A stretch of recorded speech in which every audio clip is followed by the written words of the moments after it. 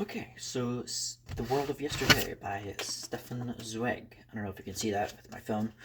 It's probably facing the wrong way, but you probably get a good impression about that cover. But yeah, The World of Yesterday by Stefan Zweig. I think it's pronounced Zweig. An Austrian Jewish writer. Um, I don't want to bring up like right off the bat that he's Jewish, but it does come into play about especially when the Second World War rolls around, and obviously Hitler and everyone's looking for a scapegoat. And this is it is an autobiographical book, so it is talking about his own life, and Zweig talks about how also excuse me, I do have a bit of a like a not a pulled muscle, but like a jaw ache right there on my left side of my face. It's kind of like I slept on it wrong or something. But luckily, it's not so much interfering with my speech any more than usual, at least. So yeah, he talks about right off the bat in the kind of preface of this that he didn't want to. He was wary of writing a autobiographical book because he was so used to fiction, and this would be my second book by him. The other one was The Royal Game, which is obviously about chess and chess tournament, and they kind of this character that basically immerses himself in chess because he stumbles upon a book manuscript in somebody's stolen coat that he while imprisoned, so he has nothing other better to do whatsoever. So he actually masters the game of chess without actually playing. So he actually plays by himself, which is a really brilliant idea. I still love that book. But this would be my second, and obviously, he talks about kind of being more used to fiction and talking through that lens. So by the time he talks about kind of more, but he was so taken back by what was happening in Europe. And one of the reasons it's called The World of Yesterday is because there was a vibrant kind of, so he's from Vienna, so it was like a vibrant, flowering city, which is flourishing with like an artistic hotbed of all kinds of opportunities for everybody were just abounding for him too, and that he was brought up and he was like saying that he come from a kind of well off family. I mean, not spoiled rich. I mean, his father, I think, came from a kind of a merchant kind of family that knew how to invest his money well, and he didn't really, he wasn't an opportunist in any sense of the word. Like his father, I think, invested it and kind of was smart and had acuity of like when it came to like what was going on with the economy and the market at the time. So yeah, and I think he kind of he's like acknowledging that at least he's not saying like okay yeah I had things are so hard for me, but he does talk about certain setbacks like the school he went to was like a grammar school I think that tried to kind of instill in him like a very rigid kind of um, way of not really allowing him to kind of thrive as an artist really like more so there's no subjectivity, it's all just kind of objective kind of top down kind of hierarchy of just rules and like like not really the whole like this is how the way things are but not really talking about why the way they are. So his whole entire kind of the status quo of everything at school is kind of like everybody had to kind of escape from that. They were looking, they were yearning to kind of get out of that kind of stifling environment or what they perceived to be stifling, and kind of move on from that. So that was a kind of maybe one kind of drawback in his life. And yeah, he talked about meeting a ton of other poets there too, like or because I think he started out as a poet, but yeah, poets and writers slash kind of polymath kind of people, kind of mercurially going from one kind of hermetically going from one thing to the other. That's a big theme here too. Is that he, at the age of what I want to say 19, he enrolled in a college, I think, but I think he went around Europe too. I think Zweig met all these different kind of people. Like he Austria was kind of an interesting kind of example because it's not all that far. I haven't been, but I have been to France and Belgium, and I do know that from Vienna is like a 6 hour, maybe 5 hour train ride. So yeah, I think in trains were probably in vogue around this time of like early 19th century. That was kind of just coming into kind of the transit system. But yeah, he was. I think Zweig was.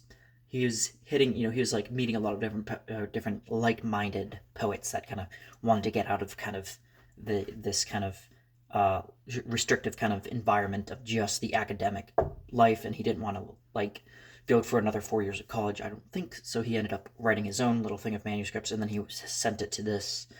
I can't remember what they call that kind of magazine, but it was a kind of literary magazine at the time, but it had a certain name for it that I forgot. But yeah, he ended up impressing one of the kind of runners of that, and he was like talking. He was like, he said that he could publish his poem in a might have been a prose poem in one of his upcoming kind of weeklies, or maybe it was like a monthly kind of thing, serial magazine. So yeah, he also ran into like Augustin Rodin too, like talking about him in the throes of passion, like sculpting.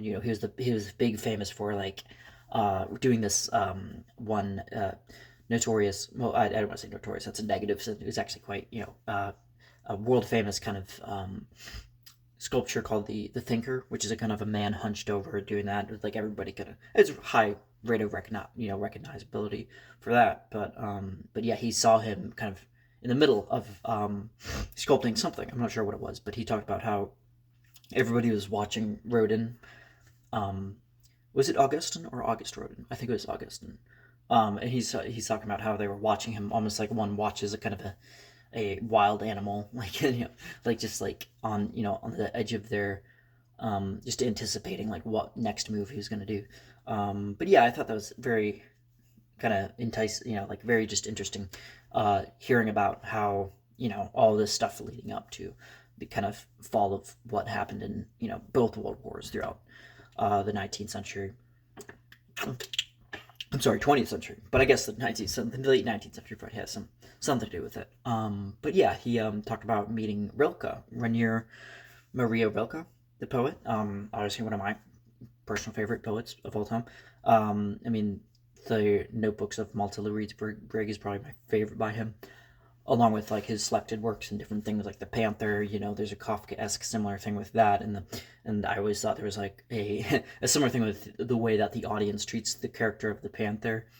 And Rilke's poem to Kafka's The Hunger Artist, where the Hunger Artist is, spoiler alert, I think I did The Hunger Artist, excuse me, is replaced by this mammoth, like this fierce, hungry, vivacious panther that everybody they just love, and they love it for its animism. Obviously, its dynamism, its strength and vigor.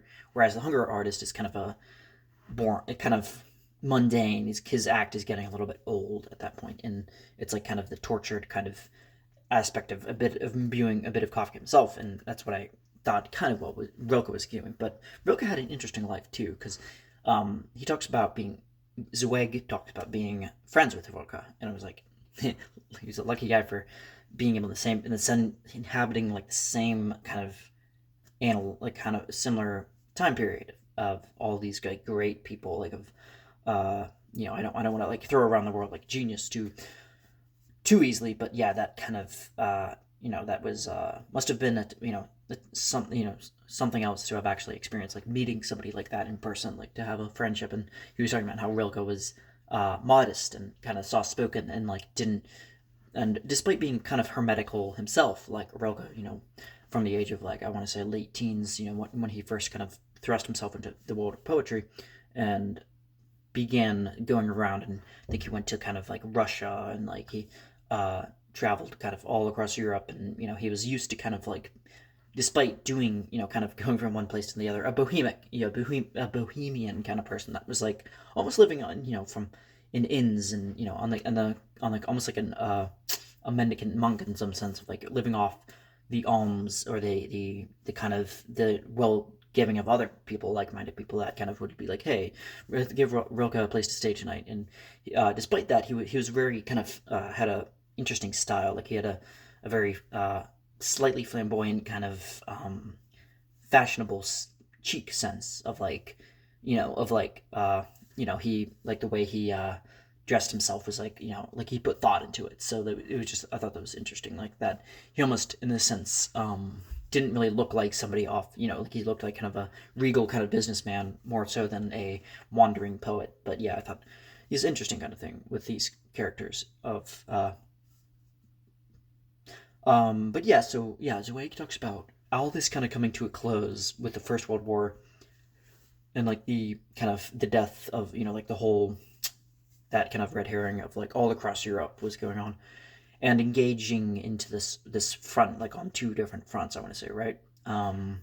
In this uh, the kind of like he remembers just the moment that he was like in his like house, I think in Salzburg in Austria, that he was talking about hearing like the gunfire and like hearing tanks going across, and that he was he was scared for like what would happen to his country because he was like he wasn't very much he was quite a humanist I think at heart and shared kind of maybe some of the kind of similar worldviews, maybe the other kind of humanists like Camus and maybe a little bit of Sartre.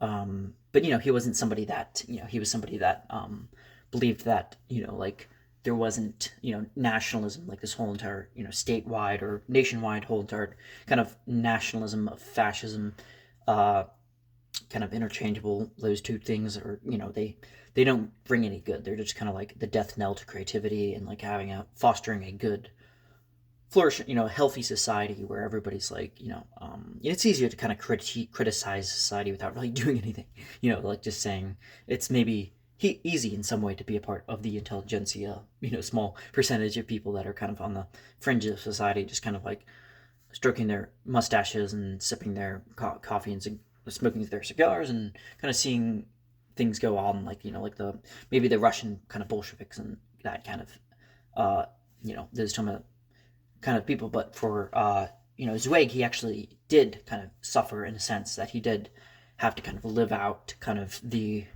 punishment that he got, the punitive measures that were taken on him, was that he had actually had to his books were banned. Most of his books that throughout Europe were banned, especially during World War II. And he was a Jewish writer, and he was like kind of like samizdat, kind of like this is not no good, and we can't have any of this. And I do believe a number of other people too kind of got all their stuff, like Thomas Mann, not for being Jewish, but just for distancing himself. I think Hermann Hesse definitely was another humanist. That was another guy that was trying to come to mind. One of my favorite too. Thomas Mann and Hesse both were great favorite. Modernists, especially that kind of sense of like modernism. They they suffered the kind of like this whole like kind of terror of just not only just censorship but also the castigation of like anybody that was dared to kind of voice their concerns or anything in newspapers, or like they were threatened, not only just like not only just social kind of defamation or like not selling your books, but also they suffered they the possibility of being kind of persecuted themselves or being imprisoned, or who knows. And then Zweig, like also he talks about that in kind of a slightly darkly humor sense in the royal game of like this political captive that's like in captivity, and he's he has to, it's more so it's a mental thing, it's not like the gulags. And I think at one point I think his character in that actually begs to be thrown into the gulags because he's like, yeah, I don't want to be a part of this, I don't like, I'd rather be physically tortured and have but yeah, this kind of thing of having I know Mon went off to to the United States, particularly to California, to kind of find a safe haven of somewhere where he could be, just to live. And I do know that Hermann Hesse, I think, kind of went back and forth to Switzerland. I think, I don't know if this was during the war or if he just kind of went off somewhere else. But yeah, but Zweig talks about like before all this awful, war kind of raging across Europe. He talks about that the times that he traveled a lot too. Like he went to India. He actually visited the United States himself. I think on like 1910s or something. And yeah, he talks about kind of having the freedom to do that and like the passport and all this stuff. And then I think he had more difficulty traveling by the time he was like in the in by the time the Second World War rolled around. And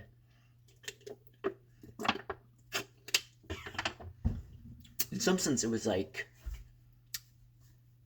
maybe he was trying to say that how did a such a flourishing you know creative and civilized area, like such a Europe that he knew.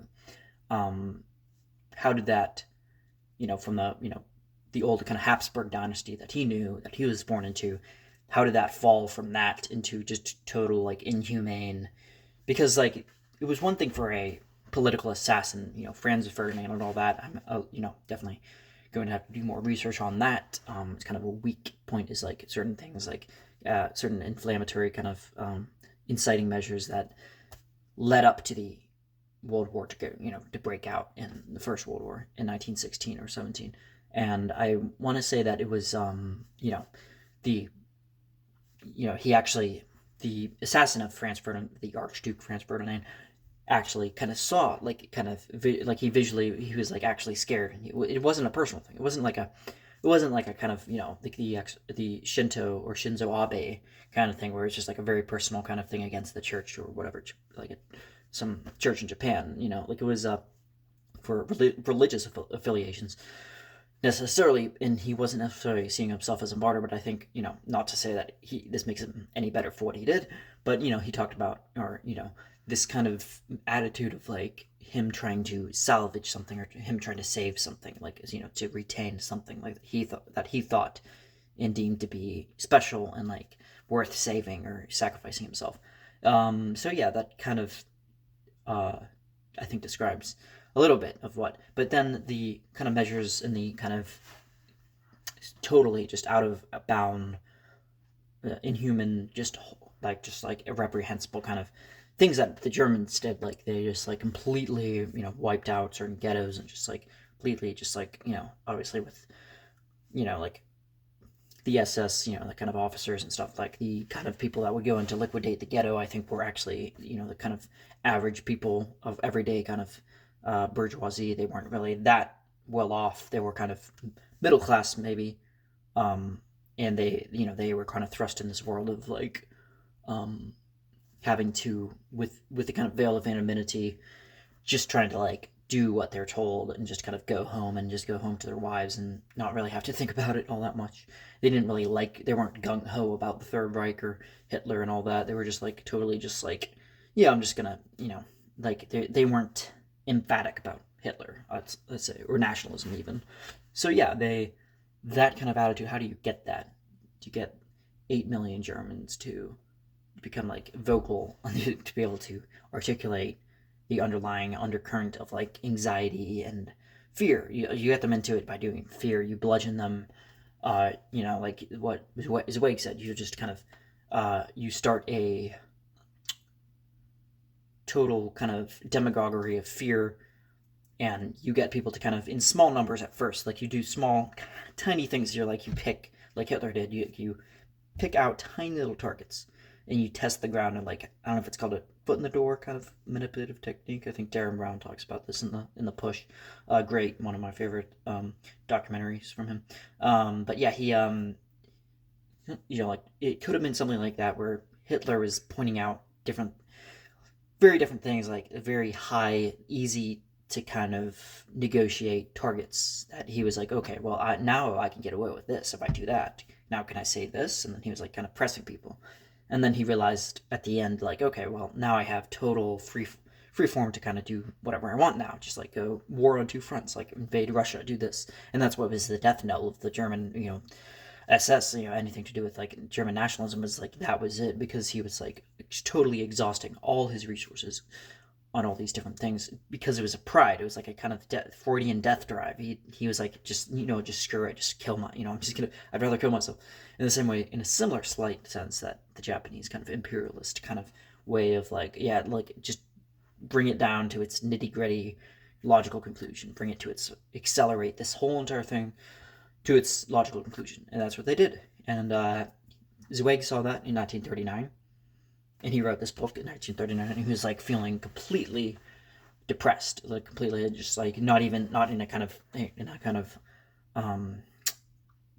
of way we throw around the word depressed, but no, like a literal, clinically, like just completely morose and melancholic over this, that what he saw his country, his not only country but all of Europe just kind of fall under the spell of not only just the Germans were falling under the spell of Nazism, but also the like lack of encouragement, like the total kind of like hearing, like even when he went to England to kind of find a safe space for over there, like he was like nightly having to hear the bombings and the blitzkrieg and all that. He could never escape it. So it was only when he went to Brazil, I believe, for the second time with his wife. It was his second wife. I can't remember her name.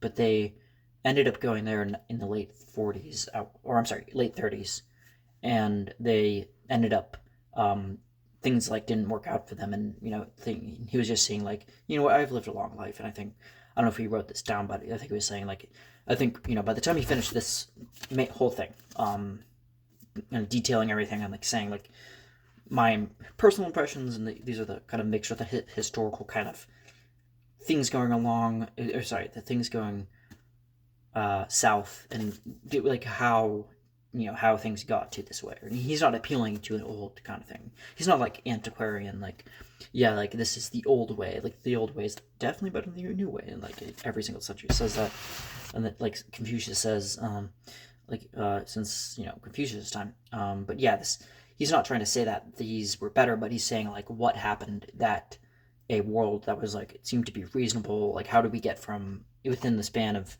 his life, which is about 60 years, I want to say, born in 1881 to 1939, I believe,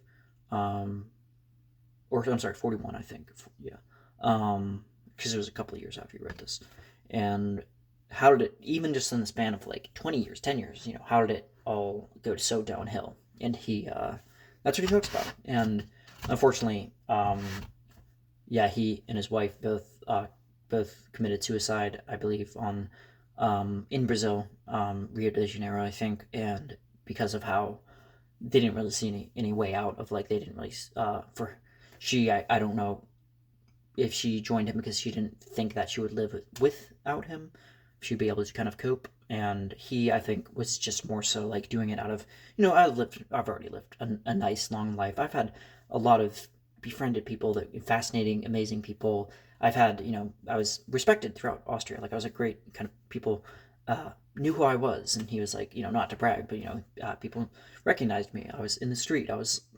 People liked me, and now I think I don't think I'm going to be able to come home to this country, what it's come into, even if the world's over, even if the war's over, like in a few years. So he was like, I think that was the decision that he made. Anyway, but that is The World of Yesterday by Stefan Zweig. I definitely recommend it. It is a bit dark at times, but yeah. Let me know what you think in the comments, and I'll see you in the next one.